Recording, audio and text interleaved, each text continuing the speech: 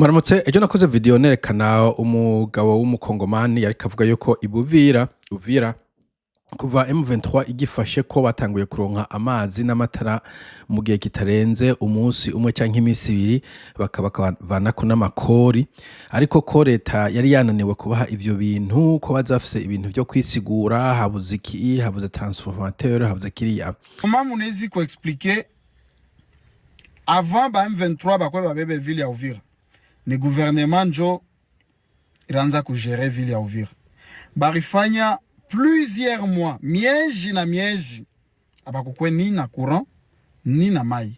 Hanyuma ndavuga nti CNDD-FDD nayo ni ku Burundi yabugize ubu bintu byose vyarabuze, amatara, amazi, gitoro, umunyu, isukari, ibiyeri, engrais chimique, buri kintu ikintu cyose bakoze ko kica kibura umengo bafise umuvumo mu maboko.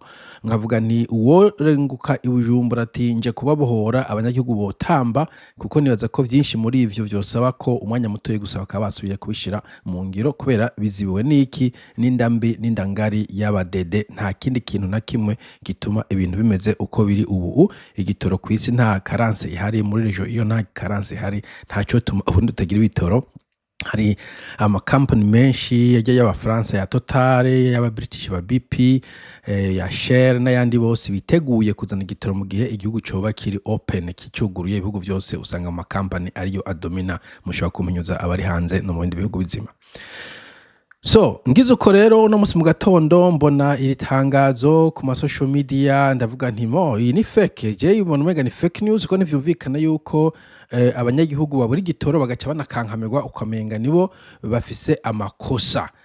Ari navyo donc n'uwo muzerwa yavuga aho kurondera inyinshi y'ibibazo baca barondera ibintu bagiriza, ariko abarundi bo bararengeje, urumva barakwima ikintu bagaca baflippinga iyi situation bakayigushirako. Ntivyumvikana ukuntu umunyagihugu atondeye igitoro ari wahanwa aho hanywe umuntu atatanze ico gitoro muyaga akirwa aratonda. Ahubwo ntibajyagwa no gutonda ku gitoro mu bihugu bizima, ucisha kuri station ukanywesha iminota 3 ugaca ukomeza urugendo ujako kwirwa wicaye kuri petrol station. Nta kazi office abantu bafise akazi. Puis igitoro matubwiye ko mwagitoreye umuti muracabona imirongo itonze gute? Donc ibintu vy'amafuti abintu by'abantu no kwemera realite. Igitoro nta kihari, ico cyera toreye umuti. Ibi ugwamo ruba rugwiki, hari ahandi mumva rugogwa mu Rwanda batora igitoro. Anyway, reka turabe no tangazo riri mu Kirundi agenda rasumwe kumba n'ikirundi formere, ariko je mbona umenga yababaje. Yanditswe na Sopebu mpana numva bayivuga sinzi iyo sobriquet isigura ngo Société Pétrolière du Burundi. Donc nibaza ko ari muri vya bimonopole vya leta, usanga abadede baza barajya gahoro ku buryo gisigara kiri dysfunctional, gisigaye ari nka cercueil, donc ari nka skelete kitagira ikunyama na gato y'amagufa. Alors Direction Générale de la Sopebu, urumva ko biva muri Direction Générale, ryasinywe ku itariki zingahe. Et puis bandikiye n'ikaramu, kubera iki uto kwandika vyose ni machine? Sinumva muracakoresha typewriter bibe vyakera pa. I don't understand abantu ku 12 bandika ikaramu ibindi dude iki gihugu. Okay, itangazo sinzi rero itangazo ukuntu bari distribute. Est-ce que itangazo bajyandika abanyagihugu bose baca bimanika ku bihome vya Sopebu bararisoma kuri radio Burundi? Ibitangazo nk'ibi iyo leta Orwellian 1984 babitangaza gute? Hariho teleprompter buri mu nzu yose baca babishirako. I don't know, umunyagihugu wese amenya gute ko Sopebu yadesize nk'uko umenga no rwego rwa leta rw'ikidatero nyene yuko ibintu bizogenda uko babishatse. Et puis abantu ntibafise responsibility, ntibafise accountability, bazo ko aribo bariko barapresse baja mu nama nshinga amateka igitoro cyabuze gute. Mugabo humva nibo baca bagaruka bagagira amanyama ku banyagihugu, abanyagihugu barekame ko mudahigira idutoro turatonze amasaha 5, ahubwo jaza gukora we watondeye iki? It doesn't make sense. Mwabadede mwebwe muri mbura kimaze sinokurahira je sininya kubivuga ico ono kivugisha ukuri. Okay, itangazo rivuga ngo ishira muri jejwe itunganyo ry'ibitaro mu Burundi Sopebu. Sopebu okay, riramenyesha abene gihugu, sinzira mu Burundi kandi nuvuze ngo ari abene gihugu n'abanyagihugu, ko abanyagihugu bo ntibarabasha kuguma bitondeye. Abene gihugu bose ko bitemewe gutonda ku masitasiyo atariko aratanga ibitoro. Bo nta muntu aja gutanga kuri gutonda kuri sitasiyo itariko iratanga igitoro, umuntu atonda kuri sitasiyo avise espoir ko hava atora igitoro. Nufasha ko Abarundi ari imburakimazi afata imodoka akajana ahantu humye akaguma yicayeho ubye baba hari hanyuma kigahera bakavuga ati kangome ku murongo ndabe ko noshikirwa, ubye abayiteze ati kuwa kane je ntonzoro nk'igitoro reka nje kuri station inyegereye mbe ndicayeho kugira ngo nzobe wa mbere kubera kuwa kane mfise urugendo rwo kuduga kuramutsa umukecuru hariya ruguru. Dore nta muntu atonda juste kugira atonde kujya ko abantu baja kwirigara iyo bari unemployed, neza ko ramajete abantu basi imodoka bo gutonda it's useless. Nta muntu aje gutonda igitoro atafise espoir ko ava kironka. Mugabo mvuri kubabuza ngo ntibaje gutonda igitoro nkuko menga no kubuza abantu abajene kuja kwirigara baje gutonda ko bizeye ko gihava kiboneka. Et puis bamenya ko kitahari gute, yo abazi ko kitahari baba bahavuye sans doute. Et puis kibuze gute Sopebu, mwebwe mushobora kuba imbura kimaze gute imyaka nk'iyi yose hakabura umuntu atanga imihoho, hakabura apology, hakabura kugenda muri Tanzania, mu Rwanda, muri Uvira mukabate mwegitoro mugikura na tuje kukirondera. It doesn't make sense mwaba dedemwe muri murateye isoni cyane. Okay, dusome zirino tangazo rya Orwell. Bo kungendeshwa 10 za mbere zizofatwa ziri ku murongo atagitoro kiriko kirahatangwa kuri iyo station zizohanishwa igihano cyo kwakwa uburenganzira bwo kunywesha igitoro kota mu gitoro pass ikiringo c'amezi 2. Aba bantu n'abadictateur ebana ubwo mwe muzamuvuga ngo mwabonye gouvernement ngo kera barabahohotera kera ibi bintu nta hantu vyaye bwakaboneke. Iyi dictature nta hantu nahamwe je nabwagire ndayibona yuko umuntu umwime ibintu yaje gutanga ngo ukatangura kugira amarasyo y'amakota. Umva ivyo ni administration yindi yongeye ko y'amafaranga aho moyaguze igitoro mutangura kuyagabura hagati yanyu. Uyu ni administration y'amakota, uyu ni wo kugira application nimba ari digital, uyu ni wo kuguraba ko amakota yakurikijwe. Ayo mafaranga aguze igitoro mugabo yagabura nta makota kenewe, nta igitoro ntabwo ari drogue, nta bintu vyo kubicisha mu kinywa bireka igitoro cake abo bahizi binda ndende mu gihe amasosiyete azi gucuruza igitoro ejo kizoca kigaruka igitoro niyo nawe kwisi yose. Et puis ngo imodoka 10 izo 10 waziyumviye gute? Kuziyumviye 5 canke ya mbere canke ya 40 urafata gusa aho ryame mu ijoro dictateur que vous êtes, idiot que vous êtes, abantu bibijuju bibihweba ukavyuka ukatsitara ngo begasha ngo tuki imodoka zingahe. Okay, imodoka 10 mbega basha tubaca amanda ngahe amezi 2. Ayo mezi 2 wayavanye umuntu azomara amezi 2 adafise igitoro ari umutaximene aja ku kazi atwara abantu asuma aja ico gihugu muracishe mwabadedeme, ico gihugu muracishe kandi muzoza murogereta muzovuga ngo ntitwasemereye muri ko muraberabera hirya no hino muvuga ngo baraturenganya amakungu uruyere gwabariye.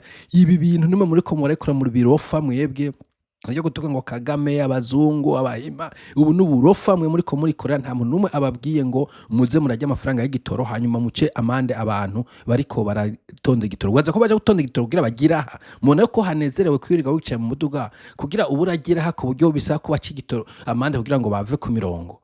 Come on. Et puis amezi 2. Are you an idiot? Are you stupid? Seriously? Iyi ni stupidite irenze.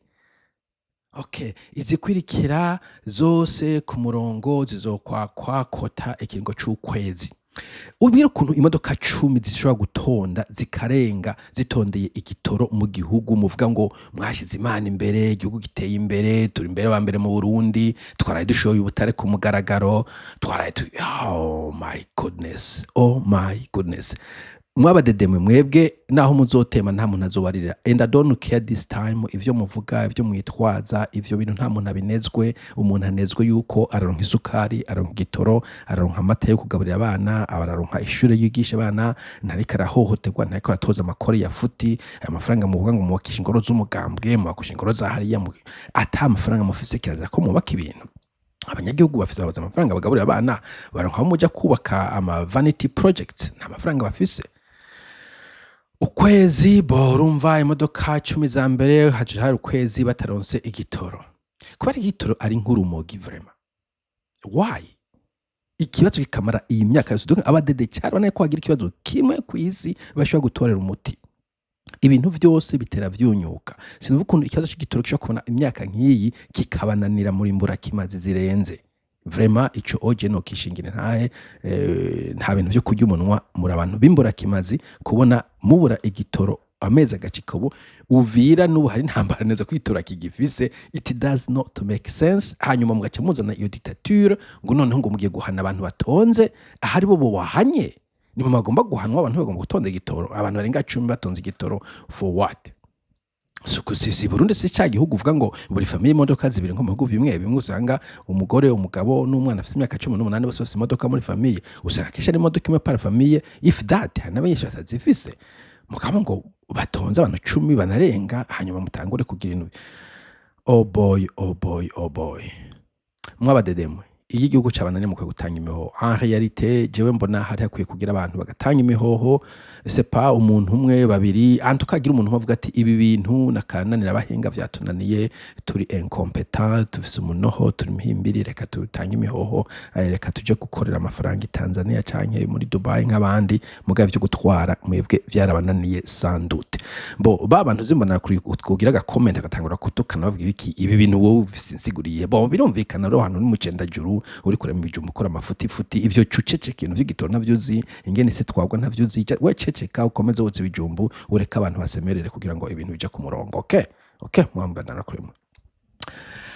Okay biramenyeshejwe kandi ko kizira gutonda ku murongo ufise imparati plaque idafise uburenganzira bwo kunywa ibitoro uwo munsi. N'ibintu nta sense nimwe nta sanse nimwe bifise. Iri ryungane urisha mu Congereza mu Gifaransa ukacisha kuri X ugati uri gusiga ivyo uvuze nibiki ivyo nibikuri kuravuga ibi nta sanse nimwe bifise kiretse muri ico gihugu capfuye conyene. Nta sanse nimwe bifise ko hariho inimero za plaque zirekuye kuja kunywera kuri station runaka izinzi zitarekuriwe why.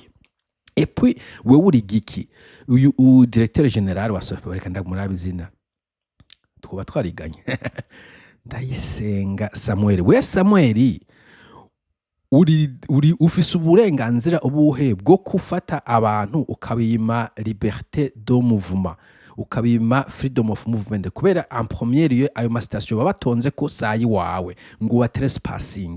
Ayo ma station na ma station y'abantu privé niwe nyene station avuze ati wewe uraguma hano wewe uri directeur general wi societe yicaye aho ufise uburenganzira ubuhe bwo kubwira abantu ngo wowe modoka yivana ha uyishire hariya uyivana ha uyishire hariya akosa akazi ki wawe ubwo ubashe nta nubwo wabuhawe nande watowe ryari n'igihugu c'akajagari c'ubusimbira hamwe yitegeko nk'inaho gyobaho ritegura ifashwe n'ubundi bushikanganje bujeje kumbure umutekano sinzi rationale iri muri mwebwe usiyo ko na rationale mukoresha IQ ya 48 nta rationale birimwo ukavuga uti pete bitera umutekano muke je ne sais pas kiko umego bushikanganje bw'umutekano nabo nyine bwa consultant uzeye bushikanganje c'est pas bwa justice n'ibindi bakaraba yuko mutaka muhotera ibintu biri muri constitution liberté de mouvement. Jewe mbonye station iri yo mu privé hajya nkaja guparikaho naho numaraho ukwezi nyene station nta complaining wewe urinde utwara direction general wa societe katagira kari useless nka Sopebu kari kaferinze katako cyo kakozwe uwe ufise ubasha ubuhe uhabwa na constitution iyihe ufise manda iyihe mandate yo kuvuga ngo bon ngo iyi modoka kuri uyu munsi ntizo gutonda hajya kandi niya hatonda naho ntizirenge guys. Iki gihugu carapfuye je ndababwiza ukuri kiku cy'u Burundi carapfuye kandi ndabisubiremo igihugu keneye reset atari uko ntikizozuka ndabarahiye. Okay iryo ryungane reka ndariheke. Okay kubazofatwa barenze kuri iryo tegeko bazohanishwa kwakwa kota ikiringo c'ukwezi. For goodness sake